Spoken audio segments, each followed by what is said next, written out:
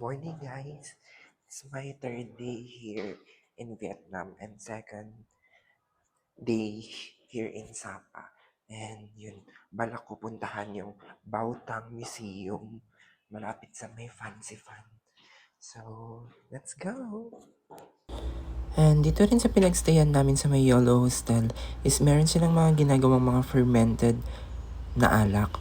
Ito yung mga nakalagay sa mga jars na minsan may mga ahas pa sa loob. And actually maraming Grab dito, motor or four wheels.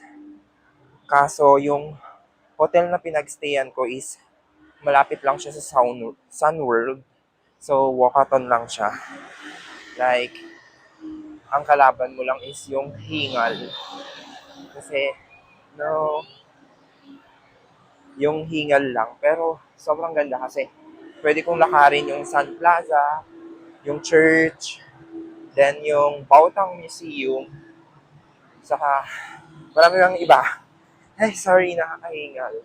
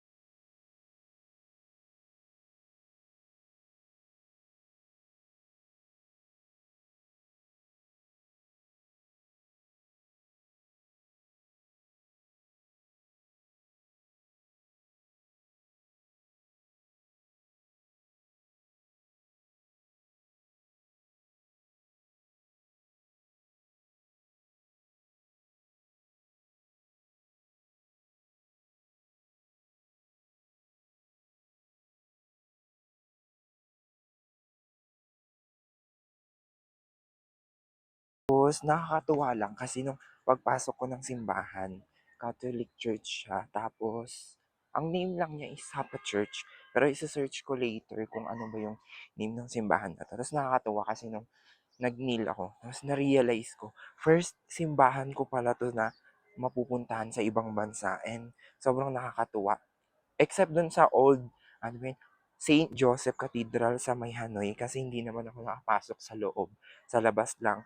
Pero itong Sapa Church dito sa may Sapa, napasukan ko siya sa loob and walang tao. And syempre, bawal mag-camera gumamit ng phone or any gadget. So, hindi ako nakapag-video sa loob. Yun lang.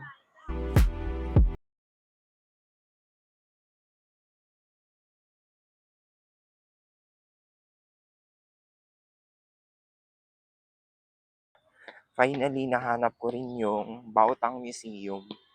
So, marunong na akong gumamit ng Google Maps mag-isa. Ayan, yun yung view sa likod. Tapos may mga steps dito. Hindi ko lang pero alam kung open na siya. So, i-check natin. Ayan yung nilalakaran ko. So, ayan yung Bautang Museum. Bautang Sapa Museum. Tapos may mga steps siya. Siguro mga 100 steps din to. Mula doon.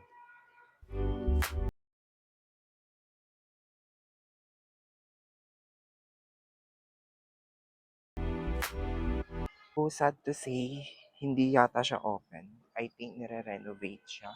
Kasi walang tao. And may nag-aayos din. Mga parang construction. Tapos may amoy barnis. Ganun. So, baka nire-renovate nga siya. So, hanap tayo ng ibang pupuntahan.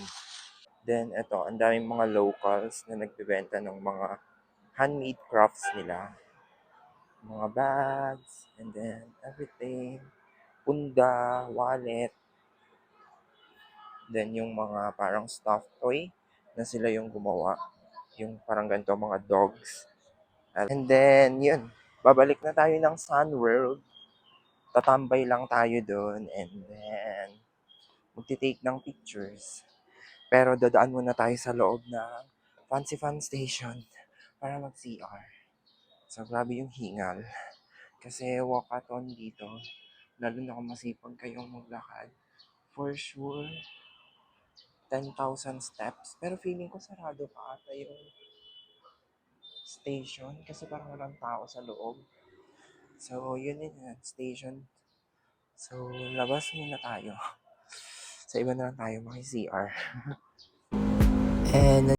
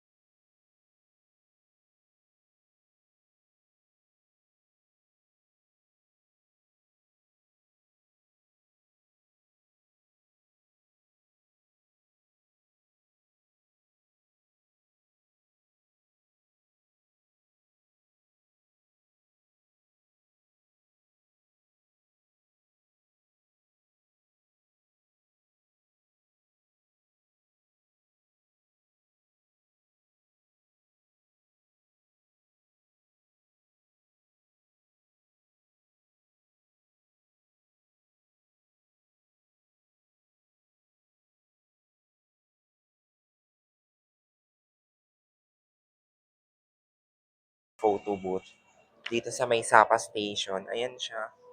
And ang cute for remembrance. Tapos kumuha din ako ng Sun World Fancy Pan Legend na parang ano siya, parang map for my junk journal, di ba? So yeah, so, mga souvenirs. Para hindi na tayo bibili. Yun lang naman. Tapos babalik na ako ng Sun World. Then, try ko lang ulit tumanap ng coffee shop or kahit na anong pwedeng tambayan. Pero actually sa may Sun Plaza, pwede ka nang tumambay dun sa labas pa lang. Dun sa mga may upuan. Tapos nandito ako sa tapat ng Starbucks sa may Fancy Fun Station.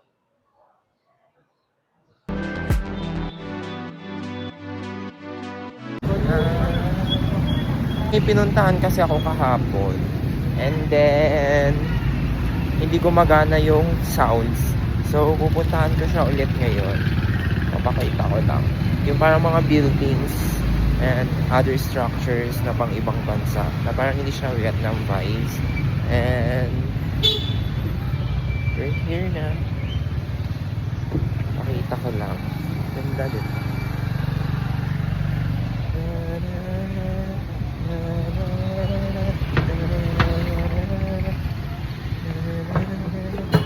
Ayan. Yung nasa likod ko. Ayan, no? And then, here din. Pwede siyang pag-picture na spot. Kaso, walang magpipicture. Nag-timer ako, pero pag dito kasi, walang... Maliit lang yung tripod ko na dala.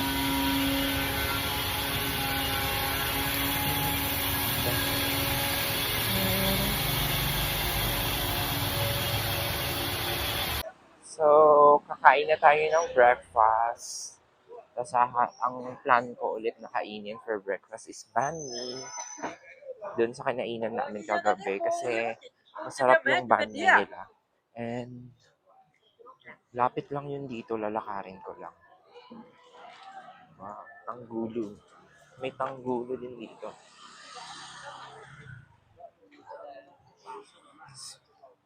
Tapos ano din pala dito, alam niyo yung Grab na jacket, binibenta rin yun as souvenir.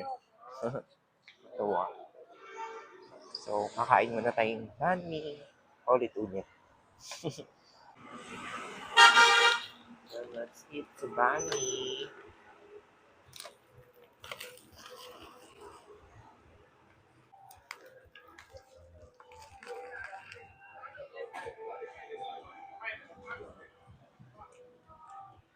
Masarap yung banh mi dito, tapos mura lang.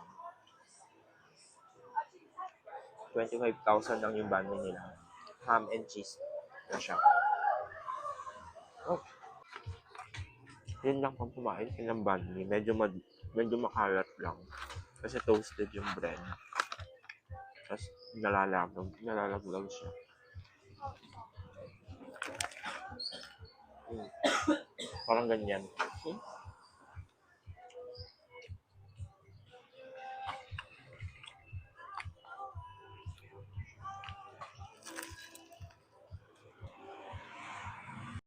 And most of the streets here in Sapa, Vietnam is maraming mga nagbebenta ng kanilang mga souvenirs, especially itong mga handcraft mades nila. Medyo pricey lang siya pero understandable naman kasi nga handmade siya and sobrang ganda ng mga quality ng mga punda.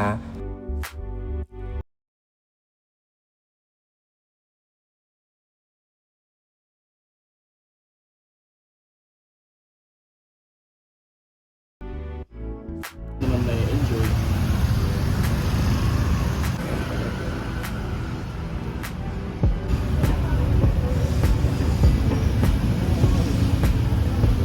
Next stop is Moana Coffee and eto na yung view ng Moana. Ayan, dyan sa likod. Hey! Moana Coffee. So actually, ang lapit lang pala sa hotel na pinagstayan ko kasi pwede mo lang siyang lakarin. And of course, may entrance fee dito sa Moana Coffee. So, check natin kung magkano.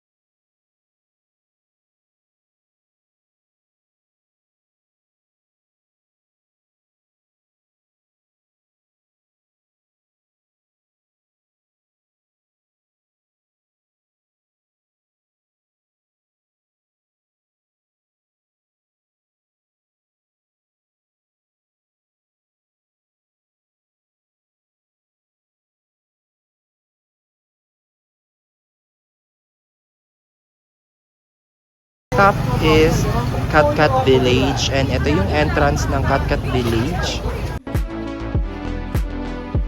And then bago din pala kayo pumunta dito sa may Katkat Village, kailangan nyo munang magbayad ng 150,000 Vietnamese dong para sa kanilang entrance fee.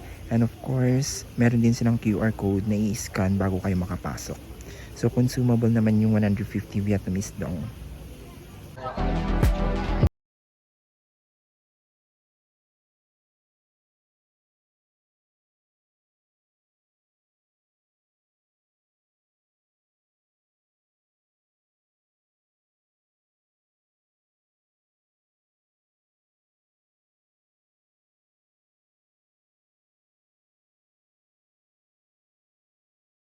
Hey guys, kapag pupunta tayo ng Katkat Village, so bago kayo pumasok sa Katkat Village, maraming mga souvenir shop and pwedeng stores na pagrentahan ng kanilang mga traditional costumes. Lapit sa entrance which is the tree house, kung saan may bayad na additional 10,000 VND.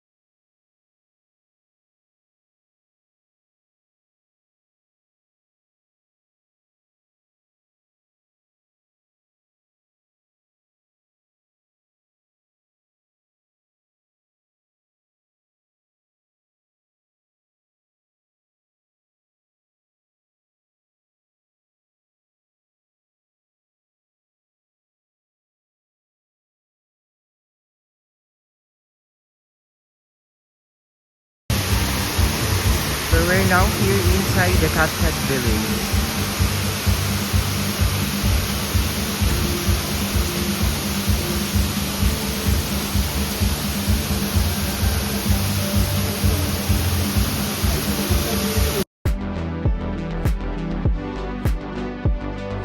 So, nandito na ako ngayon sa loob ng Katkat Village. And bago ka makapasok dito sa Katkat Village, you need to pay 150 Vietnamese dong. And yung costume naman is worth 200,000 Vietnamese dong. And consumable na yon hanggang sa anong oras ka pumunta dito or hanggang sa kahit na anong oras gusto mong isuot. And sa likod ko is yung falls ng kanilang village.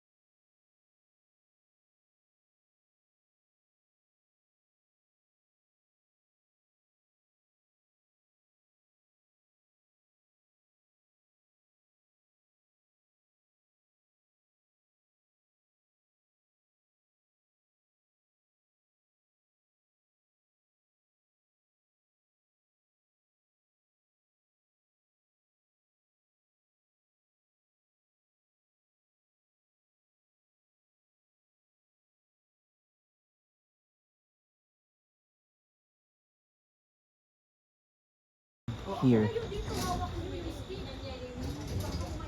Kung allowed ba na isuot tong traditional costume nila or traditional wear nila na mag-slide, and allowed naman daw. So try namin yung slide. Yan. Tapos ang cute kasi mag-slide ako ng costume.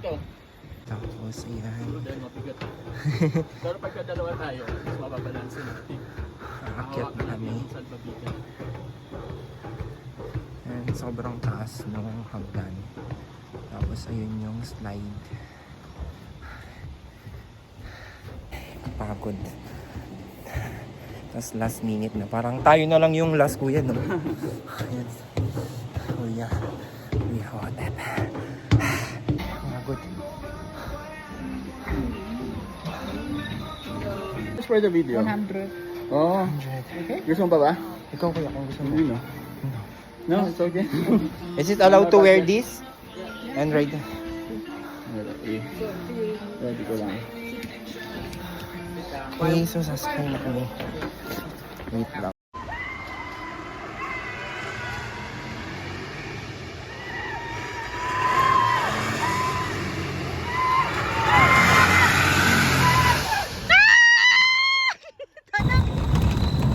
Kuya, Dek, video.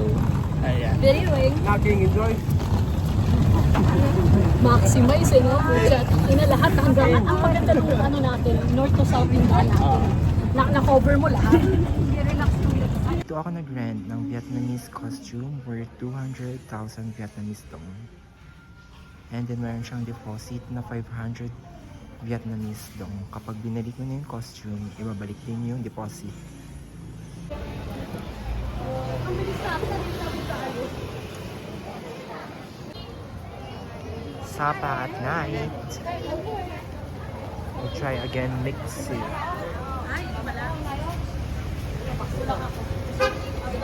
Ano sa'yo? So, I'm going to try again the Mixu, which is the vitamin C kiwi tea. Hindi ba?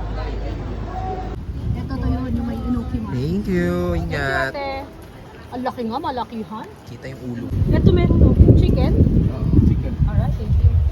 Pumili ka na lang. Dito, yan. Ano Pepe, dalawang chicken. This is pork. So, parang Parang mas feel ko ng kain dito.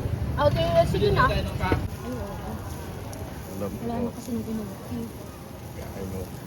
Hindi pwede na. Balik yung dalawa tayo yung pork, dalawang chicken. Yan, ipikan mo.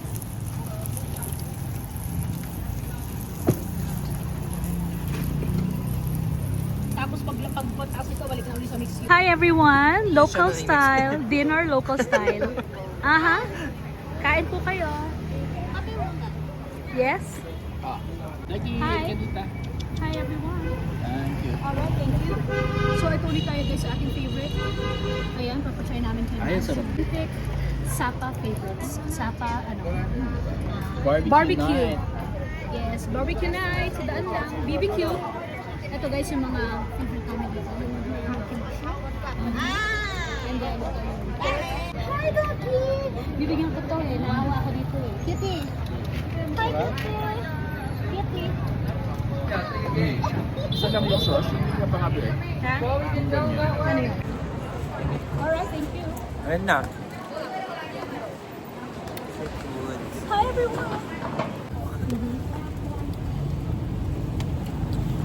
Yan, ikaw kuwang-kuwa ka. Kapagin ako. Street foods. Nakuha ako ng kasi.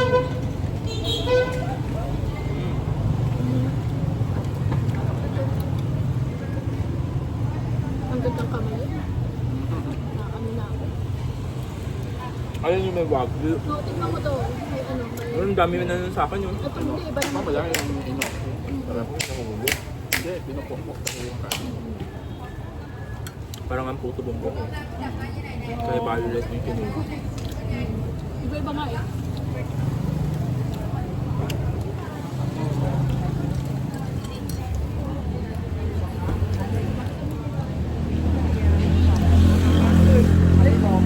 Walang naglalambot yung pork. Ibigay ko nga kay Dogi.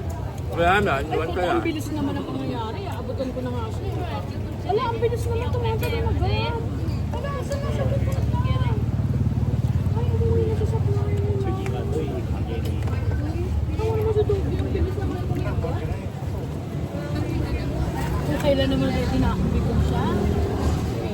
gusto magtampo nito. Ang kapal ng chicken. Magkano yung chicken na? Ang kapal eh. 30. Ang mura, ang daming laman.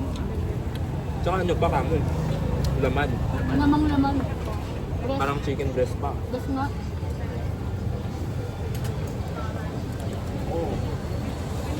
Ang dami. Medyo maanghang lang yung sauce niya pero masarap. Iba-iba yung iba-iba silang tinda. Yung kay Ate na favorite namin, masarap nila sa usawan. Kakaiba nga yun.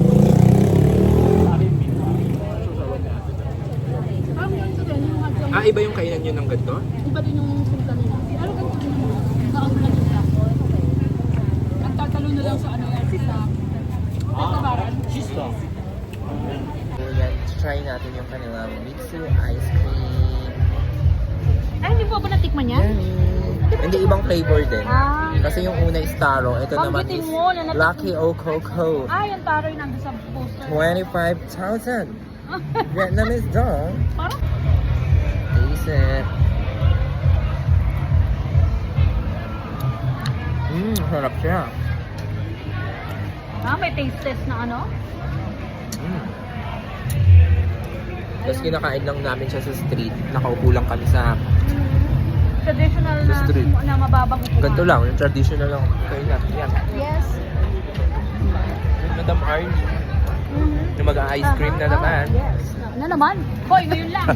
Dito, matatag sugar natin dito. I'll do the honor. Hindi happy naman tayo.